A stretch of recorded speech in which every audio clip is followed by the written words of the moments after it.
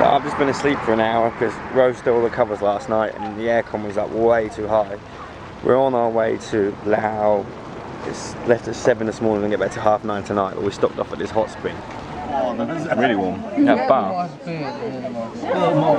Okay, I'm awake now. So what I was trying to say is that's a hot spring, but it's 80 degrees, so you can't get in it. So we had to put our feet down a little bit lower. And it was like a little bath. And we just discovered, I'm a big fan of Magnum ice creams, and I like the almond ones, but we just found the chocolate brownie ones. Oh my days. Now this is extremely cool. This is the White Temple in Chiang Rai, which is what we came for today. You can't really see it from here, but we'll get closer up in a minute and we'll go inside. If I remember rightly from pictures, there's all like hands coming out the floor and stuff. It's really, really cool. Very eccentric. So I've just stolen this word from Rosie. Apparently it's allegorical, meaning that it tells a story. So down below is representative of hell, I presume, or whatever your term may be for it, or their term is for it. So there's a lot of death and those hanging heads, and I think, like I said before, there's a lot of skulls. Then up the top is to represent Buddha. Alright, now I'm going to go inside, so we've got to take the shoesies off. Wow, not allowed to film inside because obviously people praying in there and what have you, but it's completely the opposite to what you'd expect. It's all orange inside and there's someone doing hand painted murals trying to finish it all, and it's like Rose says, it's telling a story, but I can't quite work it out. I think I have. So on the side there's a big Buddha at the back that everyone's praying to, and a massive feature, and there's all people on like boats almost floating, I suppose, towards Buddha. I mean, on the back wall, the wall you walk in on, there's a massive dragon, and in its mouth is like earth and popular culture and like everything that I suppose in Buddhism would be considered detrimental or taking yourself away from enlightenment, because as far as I understand, Buddhism is about kind of shutting the world out and just kind of finding yourself to reach enlightenment. Sorry if I'm wrong, I probably am wrong, but that's my kind of take on it. And it's got like all modern culture. So there's Harry Potter, there's Pepsi, there's Transformers, there's Michael Jackson, there's Minions, there's all these things on there. And then there's loads of war and weapons and the world blowing up, and then it kind of goes up higher to the dragon, and that's all in the dragon's mouth, and then above the dragon's a skull, and above that is Buddha. So I presume it's saying that all that kind of stuff takes you away from enlightenment. That's what I'm going to do. I have no idea. We're going to go into an exhibition anyway, hopefully find out, but that was the kind of what I got from it, but I'm not particularly well educated in Buddhism, I've got to be honest. So it's a famous guy in Thailand who's built this, and he's built it for the king. Apparently he spent 400 million baht, did they say? Yeah. On it, so a lot of money on it for the king. So you buy these medallions and you write kind of, I guess, your wishes on them, and you put it on there and it all gets hung onto these trees and made of medallions. It's kind of cool. About to get on a boat at the Golden Triangle, which is where Burma, which is now called Myanmar, Thailand and Laos all meet, and we're doing the Golden Triangle, which should be fun. Okay, so this is Laos. Well, officially it's owned by Thailand, but it's Laos, and here they trade in kips, which is basically what you get your money changed into. But there's no point doing it because you can still pay with your normal baht, but if you go back to Thailand and you try and pay with the kips, the banks say no, we're not using that. Welcome to Laos, on Sao. That's whiskey made of snake, cobra. No thanks.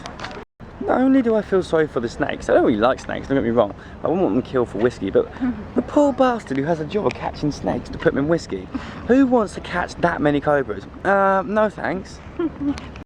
So as you guys now know, this is the Mekong River. 200 kilometers that way is China, which worked out at about 160 miles. It was 260 kilometers. Oh, anyway, but there's 0.6 mile to a K. So yeah, not too far up that way, which I think is pretty cool. In this river, it's apparently the richest river in the world behind the Mason, and you get, the main thing you catch in here is called giant catfish. If you don't know what catfish is, they're the long black ones that they have like little teeth inside. The biggest one they've caught was 4 meters and 600 kilos. 4 meters long, 600 kilos. I weigh 80 kilos. That's a big damn fish. And then the stingrays, they were massive, weren't they? The wingspan of a stingray was, It was, the catfish was 3 meters. No, that was the average size. The biggest one they pulled out was 6 meters, and it weighs 600 kilos. Well, it certainly was. It was like 4 or 5 meters. It was big anyway, regardless. And the stingray was massive, though, wingspan, wasn't it? Yeah. That was what, How many meters? I don't remember, it's huge, but it was less than they have in Hawaii. It's like 4+ meters anyway. Don't listen to Rosie, you know shit. It's the northern point of Thailand, as you can see right there. So this is the border with Burma? Yeah. Or Myanmar as they call it. Well, these aren't scary at all. There's lots of cool stuff in here. And there's more freaky ones here, and another Buddha. So I was right about the White Temple, the big kind of mural you guys didn't get to see, although we did buy a book, which I can show you the picture of it, is all talking about the kind of fight between good and bad and karma and what have you. And it actually, inside the kind of demon's eyes, which Buddha is on top of, it has Bin Laden on one side and George Bush on the other, and it caused a lot of controversy. But basically what he's been saying, the guy who did it, who's pretty genius really, was saying that he wants those two people to kind of get on and show that this kind of thing, the way they live and killing each other, just isn't really working. And it's all just about kind of living more peacefully. It's quite nice, wasn't it, really? A really nice quote in the book. Yeah, I'm not the most eloquent when trying to put that across, but it's really quite powerful and it's really, really cool.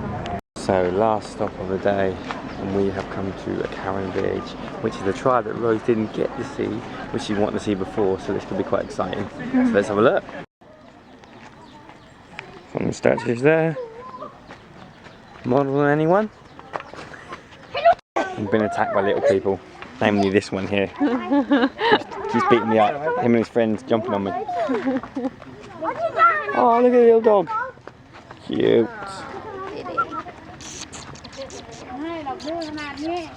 Hello, wolf. Hello, did you make that? Don't eat it. Don't eat it. Don't eat it. What is it? Yeah. It's getting late now. We've got about another hour and a half until we get to Chiang Rai. We've been driving for 2 hours already. So we're near Chiang Rai.